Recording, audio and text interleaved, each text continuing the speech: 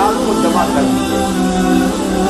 پہلی کیفیت کو یہ احساس کہ میرے رب نے کہیں مجھے چھوڑ تو نہیں دیا، یہ تشویش، یہ اضطراب کہ عشقست و ہزار بدگمانی. دوسرا احساس یہ کامیاب ہو سکوں گا، اتنا بڑا بھاری بوجھ اٹھا سکوں گا، کیا یہ مشن، اس کی ذمہ داری میں ادا کر سکوں گا.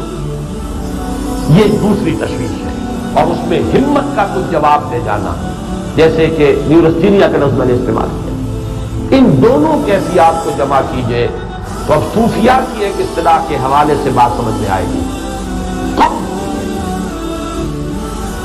شدید قبض کی کیفیت تھی محمد الرسول اللہ صلی اللہ علیہ وسلم پر، جس میں کہ یہ سورہ مبارکہ نازل ہوئی ہے آپ کی دلجوئی اور تسلی کی. اس کے لیے ذرا تھوڑی سی وضاحت مجھے کرنی پڑے گی. دیکھیے، انسانوں کی اکثریت تو ان پر مشتمل ہے جو بے حس ہوتے ہیں اور غبی ہوتے ہیں. جو ہو جائے ڈھیٹ انسان، کسی چیز کی کوئی خاص بس اپنی فکر ہے، اپنے بطن اور فرض کے تقاضے ہیں، مال جمع کرنا ہے، اس سے آگے کوئی اور فکر نہیں، کوئی سوچ نہیں، کوئی احساسات نہیں. کسی کے دل پر کیا بیت رہی ہے ہمیں کیا ہو جانے. کوئی بھوکا ہے ہمیں کیا. ایک وہ کیفیت ہے کہ قافلے کو دیکھ کر آئے قبیلے کو، اور حضور صلی اللہ علیہ وسلم کی کیفیت وہ ہو گئی جس میں کہ حضرت خدیجہ رضی اللہ تعالی عنہا نے وہ قدم اٹھایا. ایک یہ کہ ہوا کرے، ہم کسی کے دل میں ڈال سکیں لا ابالی، جیسے آ چکا ہے پچھلی صورت میں من بخل واستغنى استغنى. ان لوگوں کو چھوڑ دیجئے تو ایک اقلیت انسانوں کی ایسی ہوتی ہے جن کے لیے میں دو لفظ استعمال کر رہا ہوں، ذہین اور حساس. ذہین اور حساس لوگوں میں قبض اور بسط کی کیفیت، یہ مختلف سائیکلز ہیں جو آتے ہیں. کبھی طبیعت میں پشمردگی ہے، دل بجھا ہوا سا ہے، کچھ نا امیدی سی ہے، خود اپنے اوپر اعتماد کی کمی محسوس ہو رہی ہے، مجھ میں صلاحیت نہیں ہے، میں کچھ نہیں کر سکتا. اب تک جو کچھ کیا اسباب بھی ہے، امنگ بھی ہے، امید بھی ہے، روشن پہلو نظر آ رہے ہیں. قبض کی کیفیت میں تاریک پہلو نظر آتے ہیں، مایوسی کے پہلو نظر آتے ہیں، پیسیمزم کی کیفیت. اور یہ جو بسط کی کیفیت ہے اس میں روشن پہلو. دیکھو یہ بھی تو ہے نا، آخر یہ بھی تو ہوا ہے اور بھی ہو سکتا ہے، آخر اب تک میں نے یہ کام بھی تو کر لیا، آگے بھی مشکل آسان ہو سکتی ہے. یہ دو کیفیات ہیں قبض اور بسط کی، جن کو کہ صوفیاء کرام نے یہ اصطلاحات کی عنوان دی ہے، قبض اور بسط. جتنی انسان کے اندر حساسیت کی کیفیت زیادہ ہوگی، ذہانت زیادہ ہوگی، اتنا ہی یہ جو ویوز ہیں اس کی ایمپلیٹیوڈ زیادہ ہوتی ہے.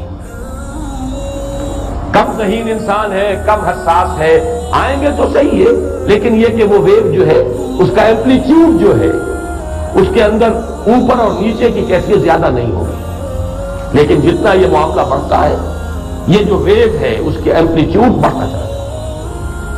لیکن نارمل انسان کا معاملہ یہ ہے کہ یہ حدود کے اندر رہے. اسی کی ایک کیفیت جو ہے اب نارمل جب ہو جاتا ہے، یہی ہے جو جدید ہماری جو سائیکولوجیکل میڈیسن ہے اس میں اسے مینیکس ڈپریسو سائیکوسس کہا جاتا ہے. مایوسی ہوئی تو اتنی ہوئی کہ جیسے کمر ٹوٹ کر رہ گئی، اور اسی ڈپریشن میں ہوتی ہے خودکشیاں، خودکشی کر جاتا ہے ڈپریشن. کچھ روشن پہلو نظر ہی نہیں آ رہا، کوئی امید کا پہلو نظر ہی نہیں آ رہا، کوئی صورت نظر نہیں آتی، کوئی امید بن نہیں آتی. کس طرف جاؤں، کدھر دیکھوں، کسے آواز دوں. اے ہجوم نامرادی دل بہت گھبرائے ہے. اور جب آدمی محسوس کرتا I can't face these realities، یہ commits suicide.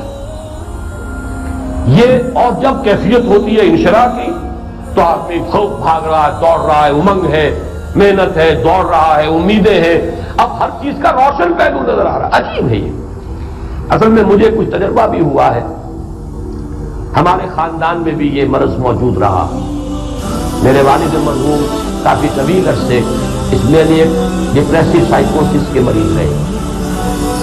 کچھ ہوتا ہے یہ معاملہ. ویسے بھی شاید ہمارا خاندان جو ہے اس کیٹیگری میں آتا ہے جس میں ذہانت نسبتاً کچھ زیادہ ہے، حساسیت بھی نسبتاً کچھ زیادہ ہے. یہ دوسری بات ہے کہ کوئی شخص جو ہے یہ فلسفے کے طور پر اختیار کر لے کہ اپنے آپ کو ٹھیک بنا لینا ہے، یہ فلسفہ بھی بن سکتا ہے، لیکن یہ ہے کہ اگر آدمی چھوڑ دے اپنی طبیعت کو تو یہ دونوں کیفیات آتی ہیں۔ انہی کیفیات میں اگر یہ جو اپورڈ اینڈ ڈاؤنورڈ موومنٹ ہے یہ ایک حد سے نکل جائے تو یہ بیماری ہے، مینیک سائیکوسس، مینیک ڈپریسو سائیکوسس۔ اس میں جب آدمی ہوتا ہے وہ اپر کیفیت میں تو اس کے اندر بڑی عظیمت ہے، روشنی ہے، امید ہے، لوگوں سے گفتگو کر رہا ہے، حق بول رہا ہے، خوب جو ہے محفل کے اندر، اب وہ محفل میں اسے دلچسپی محسوس ہو رہی ہے اور اسے ہر چیز کا روشن پہلو نظر آ رہا ہے، خود اپنے وجود کا بھی روشن پہلو، دوسروں کے وجود کا بھی، دوسروں کی بات میں سے بھی وہ اچھا پہلو تلاش کریں گے، وہ برا پہلو تلاش نہیں کریں گے۔ جب دوسری کیفیت ہے ڈپریشن کی، ہر ایک کی بات میں کوئی برائی نظر آئے گی، کوئی اس کی نیت کا فطور ہے، کوئی فساد ہے، کوئی یہ جو ہے بدنیتی کے ساتھ یہ بات کر رہا ہے، کوئی خیر کہیں ہے ہی نہیں، برائی ہی برائی ہے، مایوسی ہی مایوسی ہے، بدلی ہی بدلی۔ یہ ہے در حقیقت وہ کیفیت، اس کو غالب نے بہترین انداز میں تعبیر کیا ہے۔ ذہین اور حساس انسانوں میں ان کی جو ترقی ہے وہ انہی مراحل سے ہو کر گزرتی ہے، اور ہر ڈپریشن کے بعد، ڈپریشن میں اس سینس میں استعمال نہیں کر رہا، یعنی بیماری کی حد تک پہنچنے والی ڈپریشن نہیں، صرف قبض کی حد تک پہنچنے والا معاملہ۔